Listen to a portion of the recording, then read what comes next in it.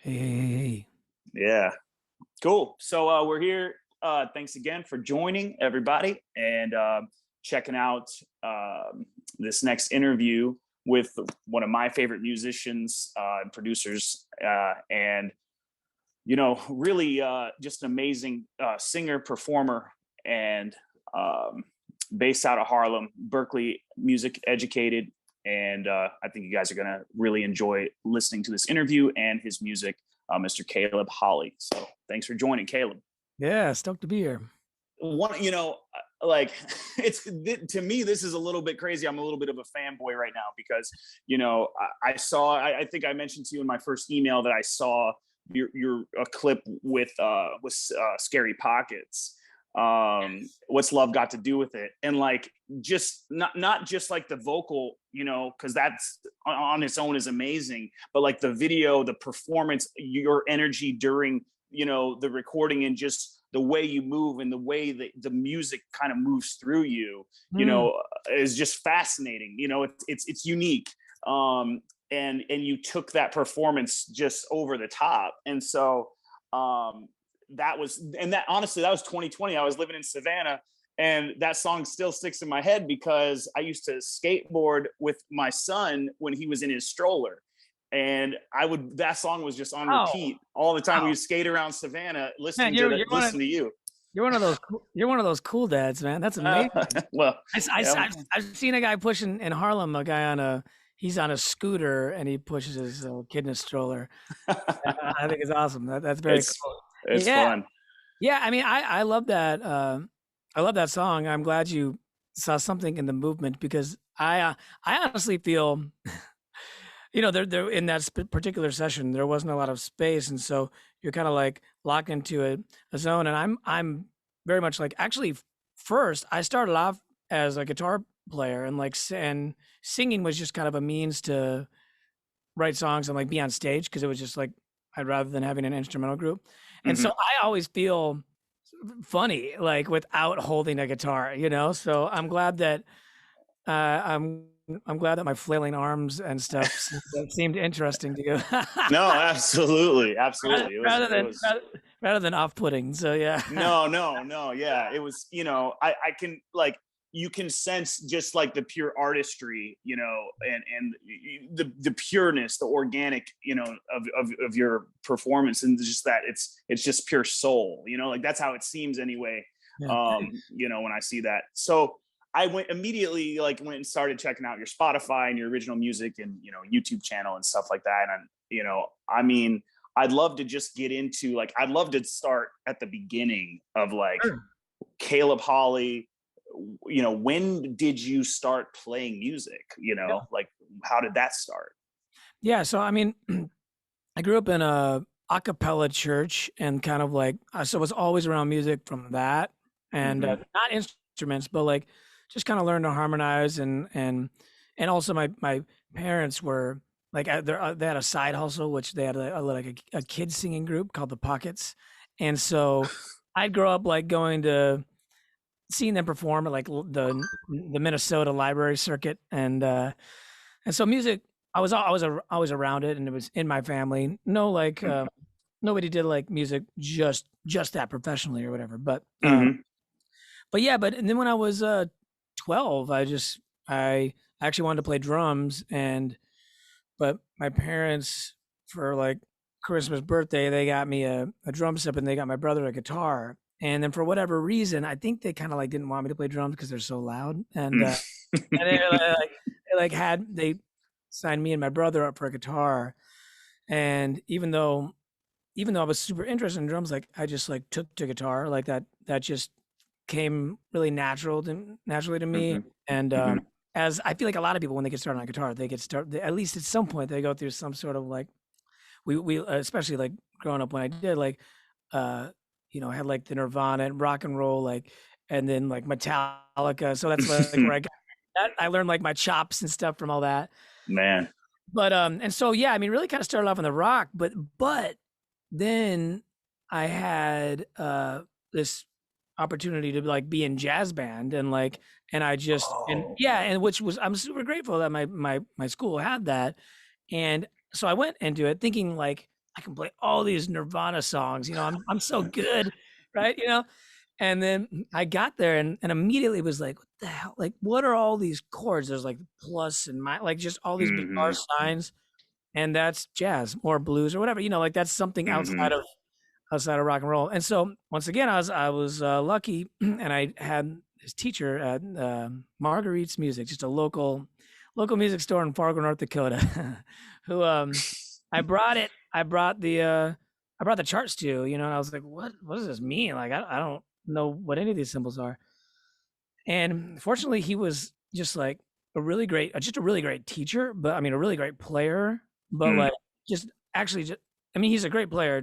I'm not like super in touch with him or anything, but he's also was just an amazing teacher. And so I just really started studying that stuff and learning pretty quickly. And and then honestly, as far as vocals went, like guitar was always my focus. And I would sing, like I would have a band in high school and all that stuff. Like I'd sing as a way to be on stage, because I felt like when I was just playing guitar, obviously there's instrumental music, Sure. but when I wanted to get like a bar gig or whatever and play, like they wanted to hear, they oftentimes they'd want to hear like covers and stuff. And so that was just really just like, kind of out of necessity. But then, I'm kind of I'm hitting the timeline without taking too long. Then That's all right. Yeah. when I ended up in college, I feel like that's what people were more drawn to. Like, and it actually, it was kind of hard for me. Well, my voice is what people were drawn to, because it was tough for me, because I spent all my focus and time on guitar. Like when I was in college, I practiced 7 hours a day, like religiously, like Mm. even when my wife now, but girlfriend at the time, would come to like visit me, because she was going to school in Nashville. Like Mm. I'd be like, okay, but I still have to practice 4 hours every day. Like I was obsessive about it. Yeah. But the weird thing is like, a certain amount came natural to me, but like I said, like when I started, but I just didn't progress into like the jazz fusion guitar player I was trying to become. Like it just, part of it was like, to be honest, like my ear didn't like naturally love like jazz music. And I feel like to really get great at any style, you have to love Mm-hmm. it. You have to, Mm-hmm. that's just anything in life. If you want to get good at it, you have to love it at some point. Sure. Sure. And so, I was doing all this practicing and stuff, like very regimented, but I wasn't like going off and like listening to the music, so it wasn't just like coming into me that way. But Mm-hmm. and so then getting out of college, I'm like, well, what am I going to do with music? Yeah, I actually was a jazz composition major. And so, but I had seen some like singer songwriters kind of do their thing, like growing up. Like, I didn't touch on it before, but we also, like my family's like summer vacation we'd go to like folk festivals. So I'd seen Nice. all, yeah. So I'd seen all these people just like with a guitar playing coffee shops and stuff. And so right out of college, I was just like, all right, that's what I'm gonna do. So, I used all that knowledge and jazz stuff, and when I started as a singer songwriter, I threw it all into it. So like all of my songs would have like 80 chords. I was like, Mm. my goal, my goal was to make it like, I was like, I don't want anyone, I don't want anyone to be able to cover my music. I want it to be so Mm. hard that no one can play it. And it's funny. It's funny because every older musician who would tell me to simplify, I thought it was such a cop out. Mm. I was like, that's lazy. Like whatever. Like I'm gonna put all these chords. And now, of course, that I'm older, like it's just that's what makes sense to me now. But Sure. anyways, uh, where to go from there? That's kind of like Yeah. my background and kind of how I got into it. Yeah. Sure. Sure. So let's take it back to like you're in jazz band. All Mhm. right. So what's this, freshman year of high school when you get Actually, into? actually, it was seventh grade, my junior high. Yeah, Oh, that's killer. yeah. Okay. Yeah. So So like, I'd only been playing guitar for like 6 months, So all I knew was like I knew power chords and some like lead guitar solos. So yeah, uh-huh, uh-huh. And did you go through that all through high school as well? Jazz band?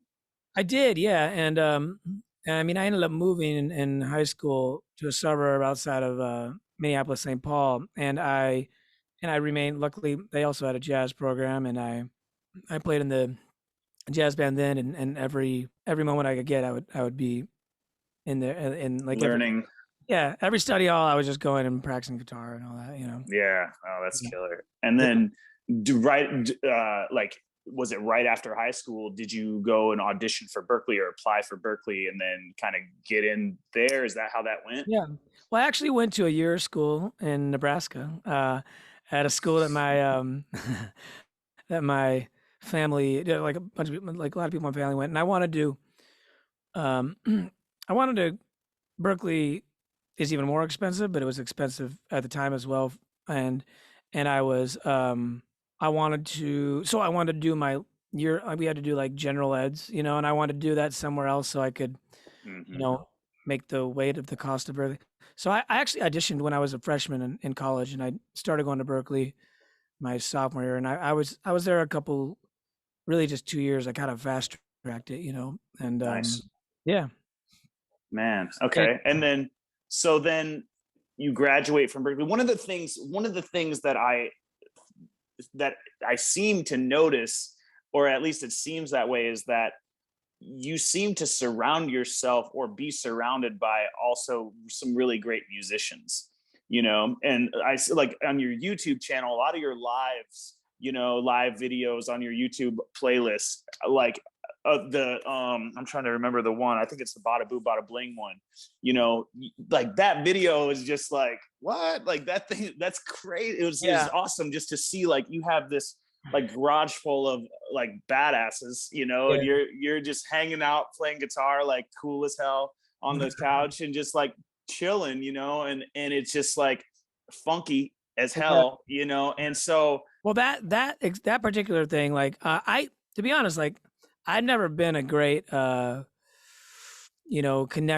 I've always been a little bit of a loner. Like, I made friends at Berkeley in college, but we actually none of them came to New York when I went down to New York, which was kind of a bummer mhm, because I've seen it happen for other people where they have this community from college that they're able to be with. But since I've toured for years, I've just met musicians all over the place, and that particular video was it was one of my favorite videos I've done because of the nature of it. It was in Nashville, and I was on tour with a band, so there was three of us. But then, just all the musicians I've met over the years, we wanted to mhm, make like this man cave vibe, and like there were some musicians that were from New York that happened to be in town touring, and like musicians from Minneapolis that happened to be in town. It was kind of like, I mean, that is like the nature of a Nashville, New York, and LA, where like there are musicians around. But mhm, Nashville's the easiest place to do it because it's small. If it's like, mm. if I was to try to do that in New York, they'd be like, I'm way in Brooklyn. Like, no, I'm not going to spend the time going there. But like, it was just like a really thrown together, like, oh, you're here. Okay, cool. Let's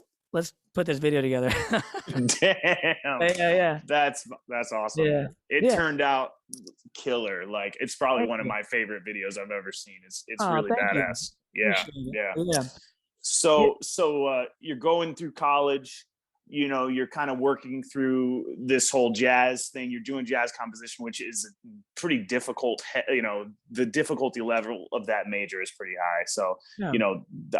obviously you're learning, music theory and diving into that kind of stuff, and then you get out of school and you start doing the coffee shop singer songwriter thing. When do you start writing? When did you start, like, not necessarily composing music, but writing music and lyrics together? Was that during college? Was that after you graduated? It was my last semester of college when I was just like, and I don't know why I wrote like one song, and then that was like my show starter for like probably like 3 years, and yeah, I wrote one song.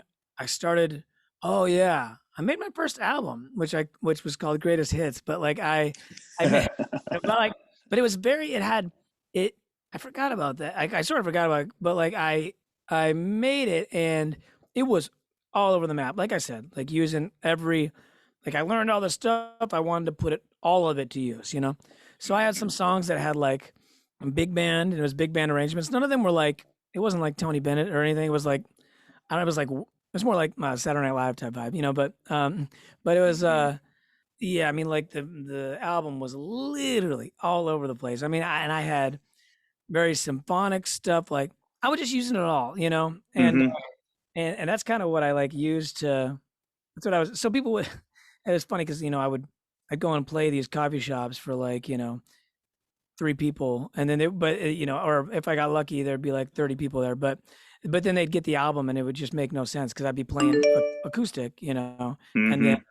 and then they're getting this thing, and there's a whole like symphony on it, and it was just like, Yeah. but that. So then I realized, after that, I ended up making a much more simple, no, yeah, a couple more simple albums that was more representative of like what I was doing live. And honestly, like just because I had seen folk artists like singer-songwriters like do their thing, that's the path I originally chose. And it was also what I could afford. Like I didn't have a band, so we weren't all in it Hmm. together. So I couldn't like at, at that point like afford to like bring a band on the road and stuff. And so I mean, I was just excited. I had no clue what I was doing. I was 21 and just was literally like throwing dots at the map and being like, that's 3 hours from there. And with no Hmm. knowledge, I mean, no knowledge of marketing or things that everything else that is, so important in this industry Hmm. if you're going to do it. And, but it is funny. In a lot of ways, it was like, but it's new, it's just, you'll do Yeah. anything. It doesn't matter. Yeah. No doubt. No doubt. Yeah. So you're starting to write, you're creating these albums, and so you graduate. Did you go straight to New York right after you graduated, or did you hang out in Boston? I didn't hang out in Boston. Yeah, I went straight to New York. Okay.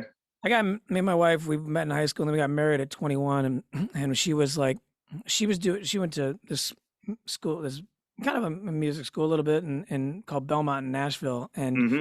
she was going to do music business, and she had a semester in that she could do in New York, and so I finished up my last semester at Berkeley, and she finished up and she was doing that semester in New York. And so like that was like at 21, and then we Hmm. went and then we went back to Nashville to her to finish for like 4 months.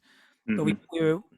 who knows if I would have stayed in New York, but we just got really lucky and we had a cheap apartment. And so we came back here afterwards, and now it's just like 15 years later, and still here. But I mean, it wasn't necessarily like I got to move to New York, like, you know, Hmm. for It just me to, kind of happened that way. yeah, exactly. Yeah, that's awesome. That's Mhm. so you're up there, and are you thinking at this point like, all right, I'm going full time, like live shows, setting up tours, like how did you start transitioning? And I guess the nature of these questions comes from, part of what our business does is kind of help new musicians get started, right? So like, with someone as much that has as much experience as yourself, and it's been through all of the, from start, to now, of like, finding gigs, going on the road, traveling here, traveling there, recording, creating albums, putting yourself out online, your Spotify is, growing well, it's like all of those things, as a new musician, from that perspective, I would be thinking, so how did you start finding shows? Like, you're living in New York, and where did you start to play, and why? How did that all kind of take Yeah. take its path? Yeah. I mean, literally the why, I don't even know that I could even answer that because it was just like I mean, and I'm not saying that this is the way to do it, but I had no vision. Like there was nothing, like I was like, these guys do it, I can do it too. Like I had no plan.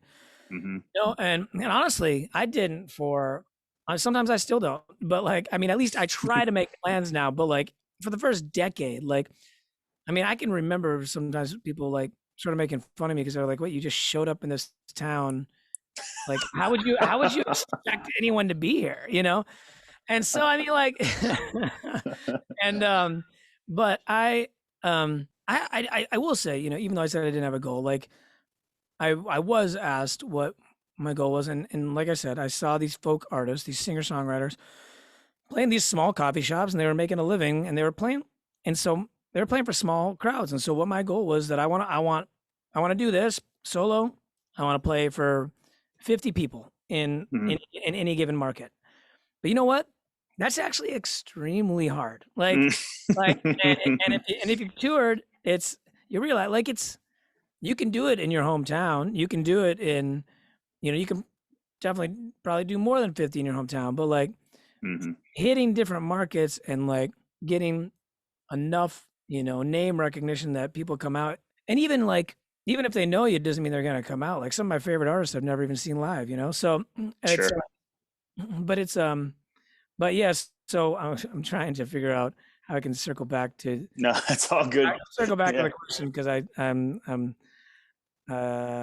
show with my lack of plan that I just mentioned. Now you can see my lack of focus sometimes, but that's cool. That's but cool. yeah. I mean, as far as like getting started, I mean, I think if I could start over and give advice, like you know, I think having a plan and having a vision, like starting with that and learning from knowing at the beginning that it is 70% uh, marketing, 30% music. And I mean, Mhm. it sort of pains me to say that, but it's just like it just or and that's if you want to have a certain level of success. Sure. If you don't have to go that route. If and but it could be harder to make a living as a touring performer. I mean, like Mhm. Mhm. you could always go into songwriting and like, and then you don't have to like market yourself or whatever. And so, I mean, like, I would just advise like people starting out, like, just like get your, you're working on your instrument and working on your songs, but like, don't forget your marketing chops. Like, Mm. and you might, or I mean, whatever. If have a friend that wants to like join your vision and project that wants to take it on themselves, like that's what's great for bands. Like oftentimes with the bands, they can collaborate and maybe like they give the drummer the marketing side or whatever. But Mhm. Mhm. like just as a solo artist, I mean, it's just a lot. You wear so many hats, and I mean, it's hopefully you can get a manager or something on your side to help out, but you're going to be learning a lot of skills that aren't just music. And I'm also not Mm. saying that's bad. That can be also be super fun. So, Sure, sure. yeah. So what were, even though maybe it may have been ad hoc, like what were some of the things that you did to start getting into playing gigs? I mean, you started in New York, were you approaching coffee shops and just kind of saying, "Hey, let me play here. How much will you pay?" That kind of thing. And then when you started to travel and tour, you're saying you were throwing darts at the mat, but then how what was your approach in going to these venues and actually like securing a paying gig you Yeah. know Yeah, well, I mean, I would say my biggest approach was just living incredibly like an incredibly like frugal life. Like I was just like Hmm. I mean, I was just telling someone the other day, like one of my tours when I was starting out, I'd go out for like 6 weeks at a time, and I was so proud of this that I only spent $150 on food the entire time. 6 weeks. And and also I probably never when I was starting out, like I didn't stay in hotels. Like my overhead was so low. Like I could play for 6 weeks, and if I had one gig that paid me $300, I would probably have broken even. No, because of gas. $500, I'd have probably have broken even. And so Hmm. the biggest thing for me was that it was like I was just like I'm fine with it, but like to a lot of people, I was not living a very comfortable life. Sure, sure. No, I You know? get that for And sure. so Yeah. I mean that, like I'd say I was slumming it, but to me, it's not that. Like, cause I just don't mind that, Hmm. and um and so like that's kind of like the first way I was able to make it happen. As far as finding the gigs, I mean, I was literally just like, oh, back then there was this, I think it's still around, but this thing called Sonic Bids. Like you could like, it was like a marketplace for gigs, and I feel like it was sort of scammy a little bit, but Hmm. you could get some through there. Or I remember what I would do. I'd find artists that were doing similar things to me, and I would look on their MySpace at the time, and I would look at their where they were playing. I'd look at their tour schedule, and Mm, I'd say like, "Oh, these guys are we're at the same level." Like, yep. or maybe they're a small step ahead of me, so I'm gonna try playing these. I would just use the internet and reach out to all the venues, and Hmm. it's a lot of emailing. That's what I was gonna say. A Yeah, lot of emails. Yeah. there's a lot, and then yeah, and then I found out, and then I had heard that you could make good money playing colleges, and so I remember I emailed so many colleges. And I remember when I got my first gig, it was just like it was huge. It was 600. I mean, it was $650, and it was like Mhm. I'm good. I'm set. That's a month, man. Yeah. I'm set for a month, Yeah. and and it was it was just like I don't know. It's You. funny. It's fun to reminisce, man. It's just like because things really change so much, and Hmm. it's amazing to think. I mean, it is good to sit back and be like, "Whoa, I did come from there." Yo, right? That's what Yeah, I'm saying. And that's what yeah, like I think this next generation like kind of like from my perspective, it's kind of like what needs to be an understanding of like it's a grind to like live it, like you start out on the road, sleeping in your car, making 30, 40, $50 a night, yeah, maybe some tips, and yeah. then I mean, you're maybe eating 30, Slim 40. Jims.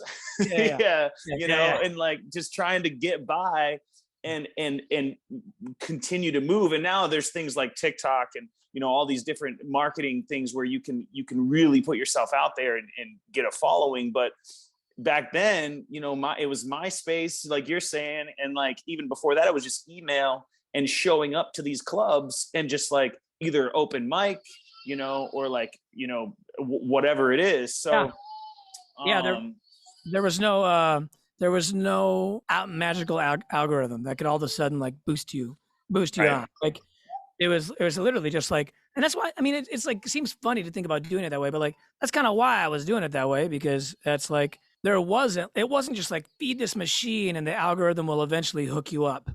Like Hmm. it was literally like build something, little by little by little. Yeah.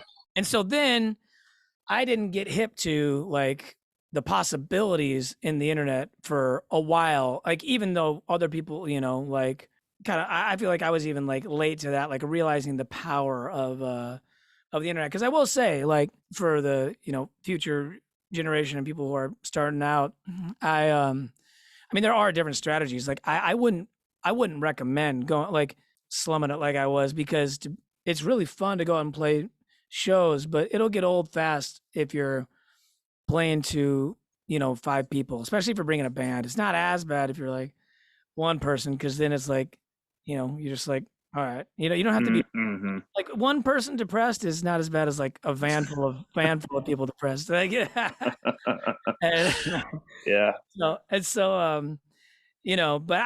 so I think, yeah, I mean, use the power of the internet if you can. I mean, I try to do that as much as I can. I mean, it's not, me being in my later 30s, it's not as like it's just it wasn't like ingrained into me like it was Hmm. like it is kids now, But, Hmm. Hmm. yeah. Man, yeah, no, it's good to like think about like the differences and just like again, like you're saying, like where you came from. And can you talk a little bit about the college thing? Like, do you remember the first college that you played? And do you Yeah. remember like the messages you were sending, what you wrote to the colleges? I would go onto the college's website. I would search hard for student activities, because that's who like was putting on the events. I'd find someone from student activities. I'd send them an email. Normally, they would send me on to someone else. And by sending them emails, like I probably wouldn't hear back until like the 5th email. Like the amount of Hmm. emails I was sending, that was ridiculous. But to me, it was like I need to get into this. And Hmm.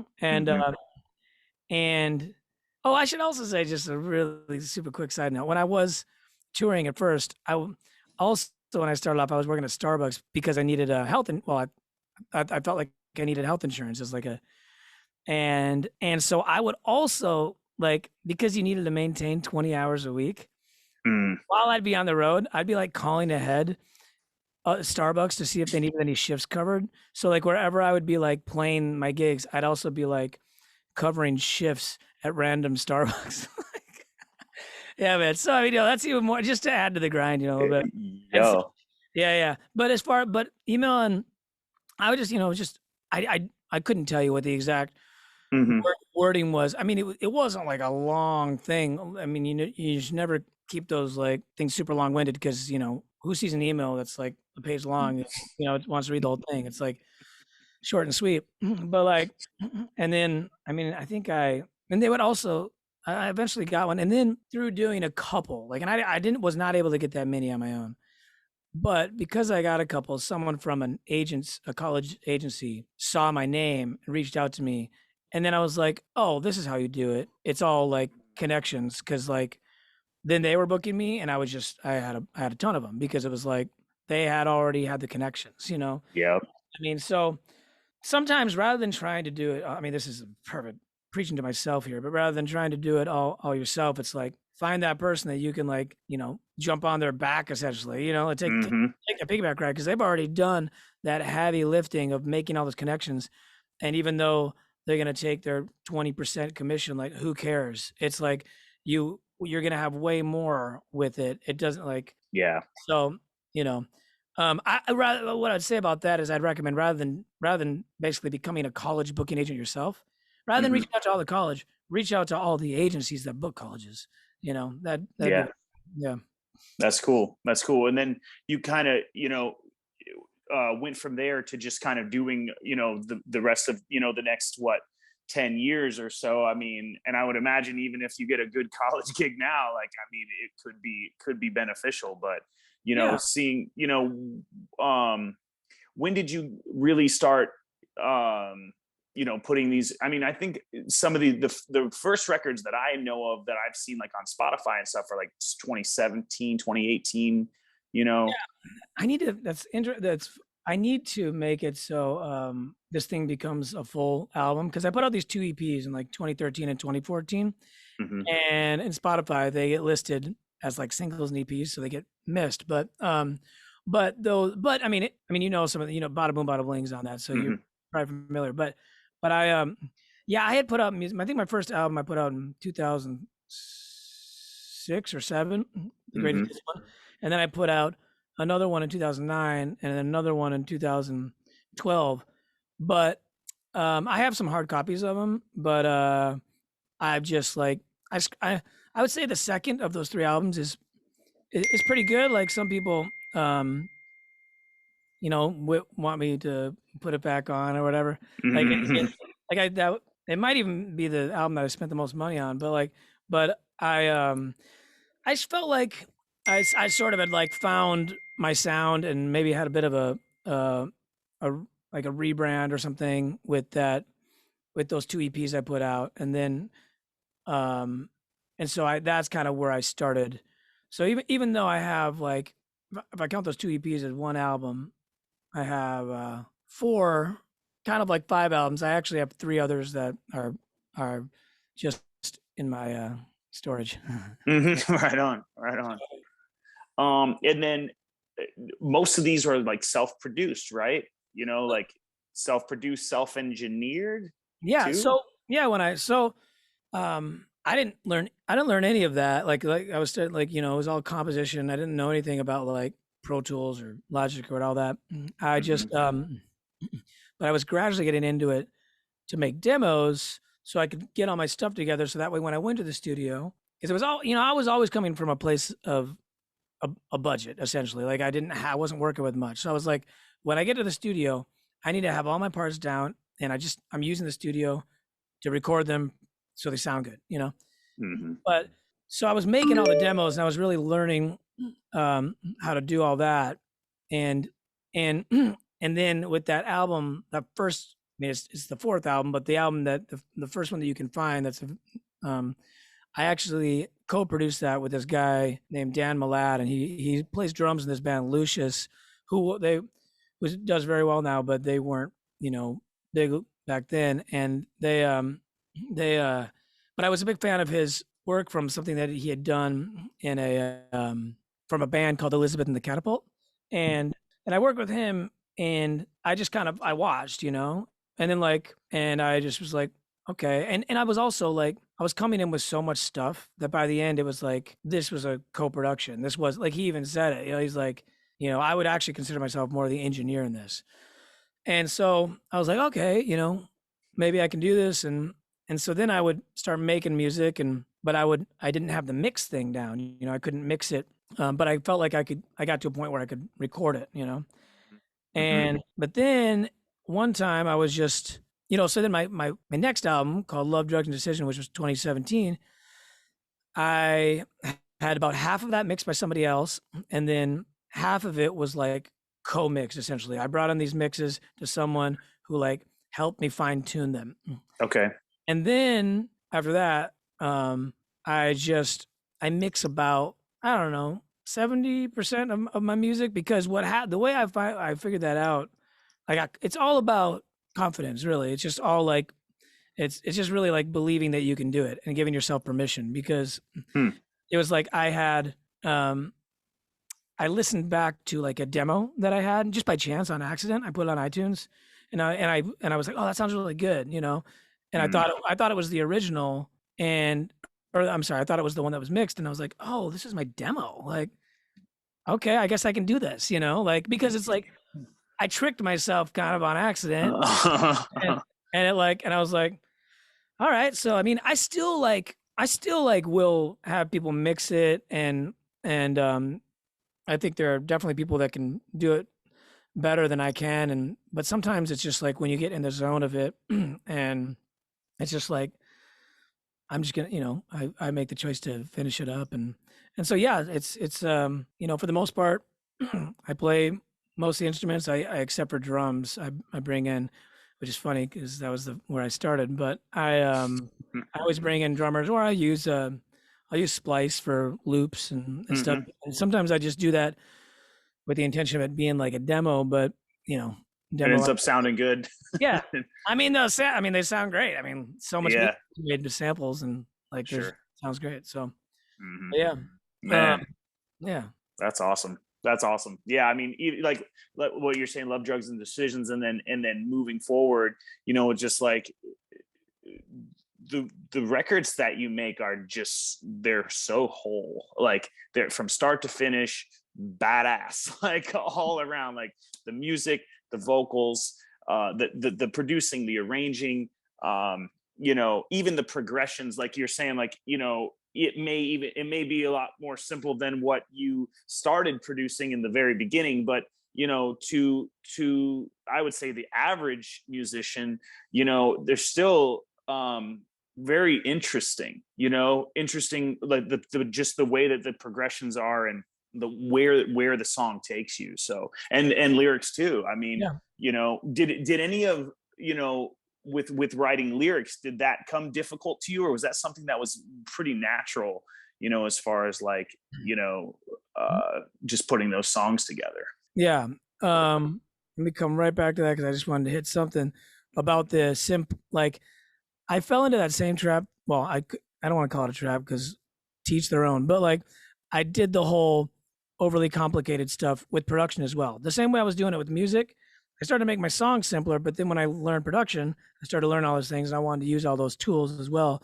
And so, so like, and then I've gradually like started stripping that back. But like all that to say, like you can be. I would say when I started, I was like throwing as many chords as I could, and then I was throwing as many tricks as I could, and then like over time it's like the stuff that you're really excited about. You just want to make something. You care less about that, and you're like, I Mm. just make something good.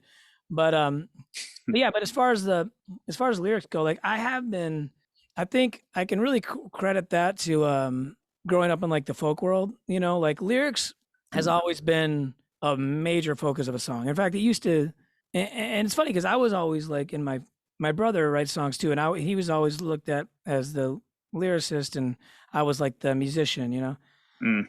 And so I mean, for a long time I didn't really care about them, but I did think about them. But then, but I had sort of that like background of knowing about it, like knowing that like just just from hearing all these folk artists, like, because folk music it's all about the lyrics, you know, and Mm-hmm. and so I just gradually, so it's always it's so I guess it kind of is was ingrained to be a value to me, and but then when I was starting those first like 4 years, I really kind of found myself like I was sort of in the folk scene, you know, and so it's all lyrics there, you know, so. Mm-hmm. Uh, Yeah. Yeah. like I said, yeah, so it's just so that's kind of why I mean, that being said, like, I'm working on a song right now, and I've been working on music this year, and I was just trying to put it down really quick, and by doing that, I just was putting down music really quick, and I'll just sing some gibberish, Mm-hmm. and, um, and I've been working on the song, and I really love it, but I don't have the lyrics, and I've spent, like, 3 days just, like, sitting there on this microphone, just, like and it's really, really annoying. Mm, I just no can't doubt. and I just, like I'm really happy with this thing, but well, part of it is and I was like, "Okay, well, what if I just go with, like, nonsensical?" Like, I like the song as it is, I like everything about it, but, like, my brain or whatever, my lyric, my code, I guess, Mm-hmm. doesn't, like it just won't allow me to, you know? I'm like, I Mm-hmm. need these to not be bullshit. I need them to, like, mean something, Mm-hmm. and honestly, I wish, like, you know, I love, like, Bon Iver, and I feel like a lot of his music is just like I mean, maybe I can look it up on Lyric Genius and someone's gonna make some, like, meaning out of it, but, like, I'm like, I don't think there's any there was like, depends on the song, you know, but, like, Sure. Sure. Sure. you know, so yeah, I mean, lyrics can come very difficult. I will say that, like, I often write lyrics on my phone, you know, like, as notes or whatever, Mm-hmm. and if I try to translate that into a song, almost never happens. Like, Uh, it's just because the rhythm of it or something like I might use the idea and use it but it's gonna end up becoming something totally different. The mm-hmm. the way I can write a song with lyrics all in one, the easiest way for me to do that is with a guitar. Like just like you have I mean, I just you have to let your mind go somewhere else where you're not judging yourself. Like as soon as you're not judging yourself, everything good happens. That's Mm-hmm. and so it's like I for me what that is like I need 30 minutes.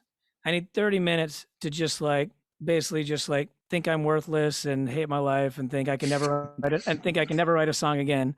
And then once I've just like gotten past that, sudden almost like it's just like I just kind of just start forgetting it and something starts happening. And, Mm-hmm.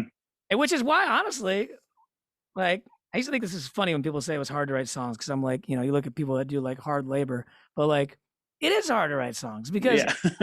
for me, like my Yeah. process, like I have to go through 30 minutes of hating myself. Like it's Yeah. not fun. Like I'm like, all right, let's start. You know, it's like, all right, here we go. Yeah. But yeah. Yeah. No, I can dig it. That's man. Yeah, absolutely. That's good stuff. Very good stuff. I mean, whereas Um, sometimes lyrics, sometimes something falls in my lap, and that's great. Like where it's like I'll be on my moped again or on a run and mm-hmm. not thinking about anything. That's just the important part, you know, like Mm-hmm. it's something, a melody, something comes to my head and I put it down and then, you know, and then and it's it comes very naturally from that place. Mm-hmm. Mm-hmm. Yeah, no, that's for sure. That's awesome. Yeah. Um, couple more questions. Yeah. Wh- you know, who would you say? Obviously, the folk scene for sure, growing up and coming out of school. But who else would you say are some of your main influences and music that you enjoy listening to? I'm sure it's a vast variety, you know, and all over the place. But I would love to know just kind of, you know, who are some of the people that you still, you know, cling to as far as listening. Yeah. I mean, I've been pretty like I mean, to be honest, I don't listen to a ton of music nowadays. I listen to like a lot of podcasts because music is it's not necessarily relaxing for me because it's Mm, because you're because I'm while I'm listening to it, I'm just thinking, or unless I'm listening, which I found this out the other day, I was listening to like Hawaiian music, which I know nothing about, and it just felt mm. good. I'm like, I don't have to analyze this. My brain doesn't need to do this thing. Like I can just like listen, or classical music because I don't know anything about Mm, it. mhm, But um, but heroes growing up, like probably my two biggest influences, at least growing up, and I still one of them I still really listen to was this guy named Martin Sexton and Randy Newman. Yeah, you know, wow. I You know? love Martin Sexton. Oh, He's one of nice. my favorite. He's one of my favorite vocalists, Oh, that's probably well, ever. that's the thing. He's a ridiculous vocalist. Ridiculous. I mean, Yo, that's really yeah. like that's where it really, although I never was like trained in vocals, like that's where I learned to sing from him because I was just mimicking him. When I in high school, man, I sounded like a miniature Martin Sexton, like, but I mean, except not nearly as good, but but That's wild. yeah, yeah, Randy Newman, who's like not the vocalist, but I always loved his stuff and like the satire he would write with, and then Mhm. and then but I've really gone in phases, and I'll still listen to Randy Newman. I still really love listening to him. I don't listen to Martin Sexton as much. I went through a massive Prince phase, but actually not until my like later 20s. Um, Mhm. and that was just because I was like sick. I was just like, I want to listen to something new. And I was sick of them. And I like listening to all the same stuff. And I Mhm. just was literally like, well, I'm from Minnesota. Why don't I like listen to someone? And so my options were Prince or Bob Dylan or Semisonic, I guess. But I knew that Prince and Bob Dylan had a big. They're like the legends from there. So I Mm. just chose I chose Prince, and I listened to every single album of his. It was just 36 albums at the time, I think. But I think when he died, he had like 40. But I listened to every single one front to back 3 times, and which took a long time. Yeah. And so I was like obsessed. Mhm. But then after that, as of late, my two favorite musicians that I listen to the most are Emily King and Lewis Taylor. Uh, Okay. are you familiar? I'm familiar with Lewis Taylor, not Emily King, though. Okay.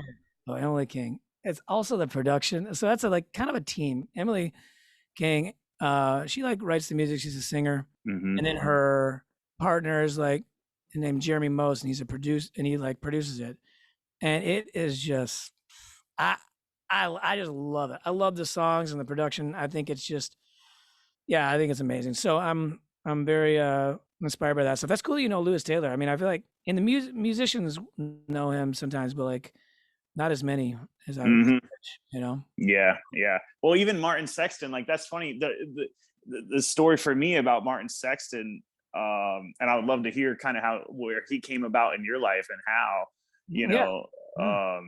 for me, I had just gotten out of college and I was doing an internship at a big record distribution house in North Carolina called Red Eye Distribution, and it Okay. was like one of the larger independent record distributors for all the indie labels. And so basically it was just this like 10,000 square foot warehouse with just like shelves all the way up 20 feet of records everywhere, vinyl records, CDs, all kinds of stuff, Yeah. posters, like merch, all this stuff. It was a weird spot.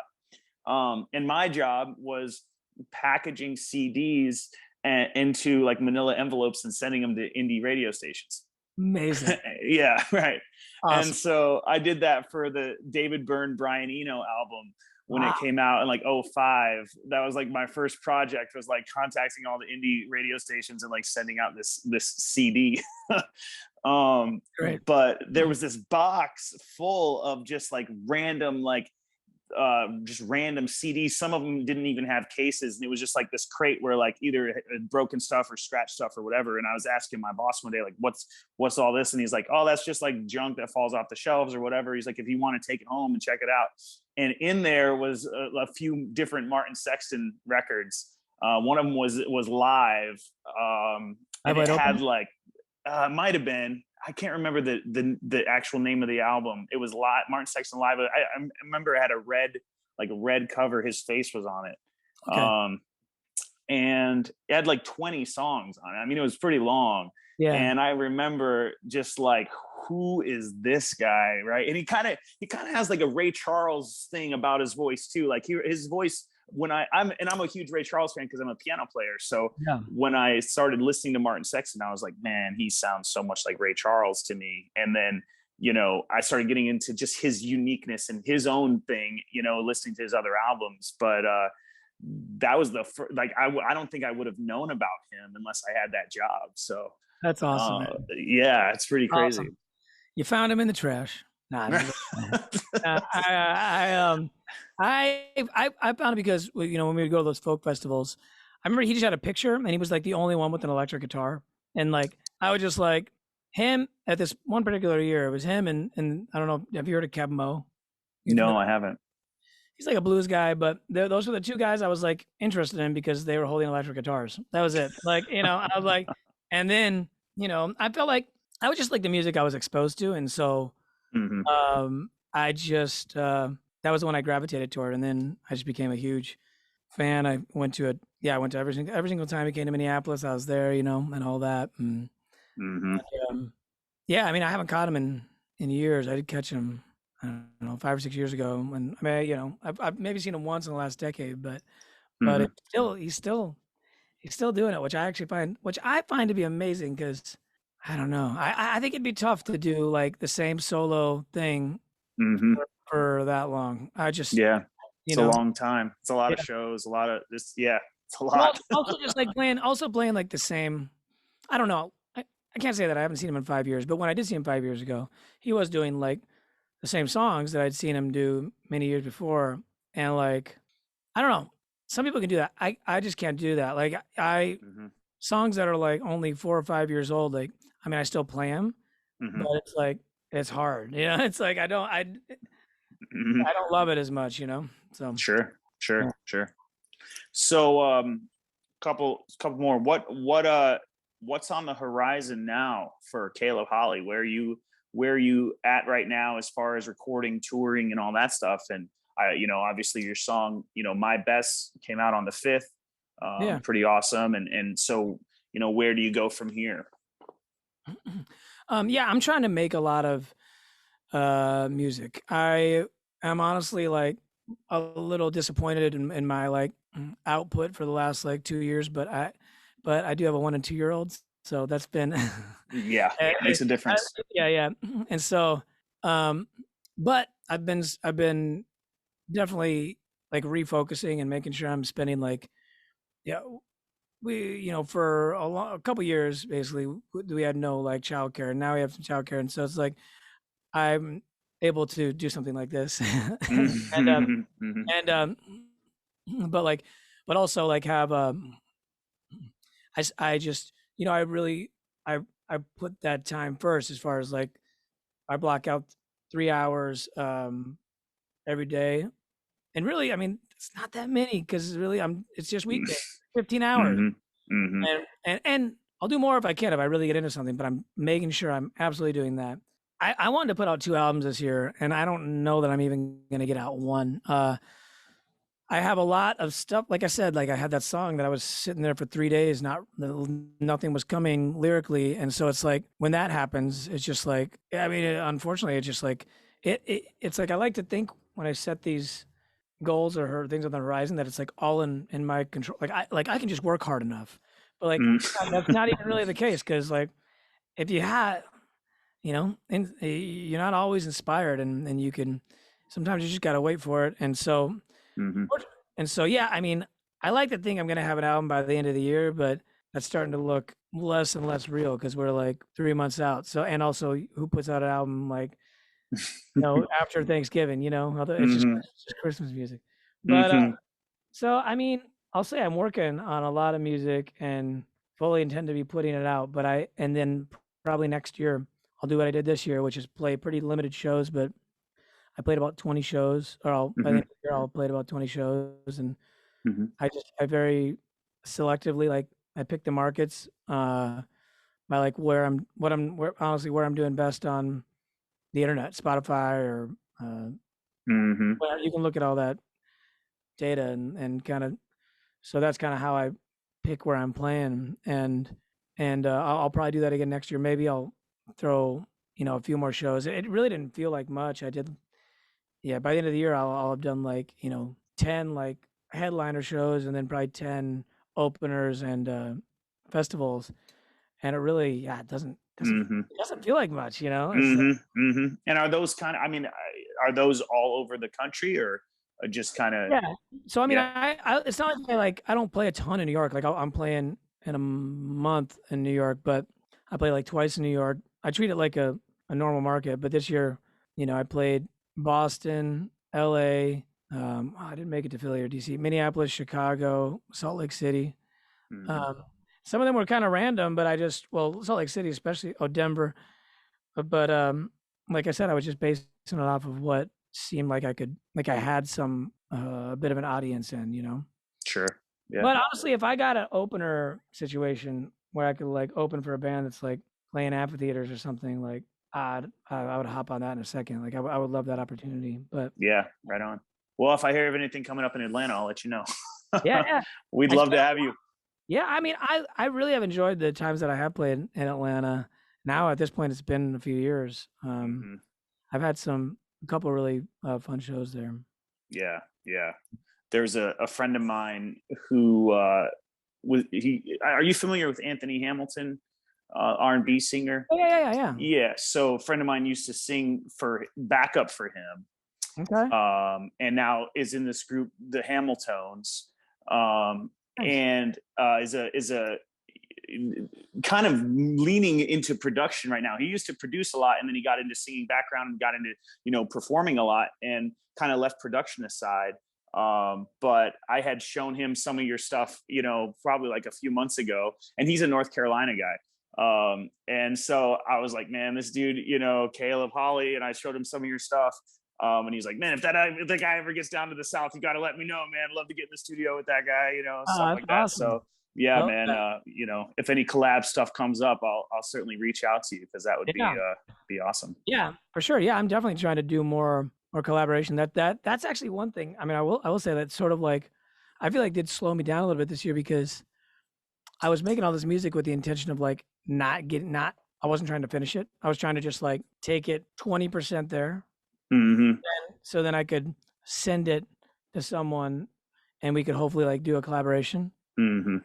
It's honestly hard for me to do, because then it's like I start like kind of like making it how I want it to be, and then it becomes precious to me, and then it's hard to like let go. And yeah, so like that's a challenge for me, but I do like want to, like in my mind, like I want to collaborate more, Sure. No, that's cool. Yeah. Cool. Right on, man. Well, do you have any final thoughts? I know I've kept you over an hour now, so I don't want to keep you too long, but I'm no, yeah, nothing final. I mean, thanks for the conversation. I always it's fun talking about like old, like where I came from starting out and stuff. I haven't done it in a while, so it's fun to think back on. Yeah, awesome. Well, I certainly appreciate your time and energy and music. Yeah. And I'll be in touch, man. Maybe we'll have to do this again sometime. Yeah, I'd be down. Thanks so much. Thanks yeah, thank you. All right, take care. Right. And love to your kids and your wife, man. I got a couple of kids in the room next door, a 3-year-old and a 1-year-old, and my wife's watching them right now, so I could do the interview. So awesome, I can appreciate the family, man. So yeah, right on, man. All right, man. All right, take care. Thanks a lot. Have a good one. All right, you too. Peace.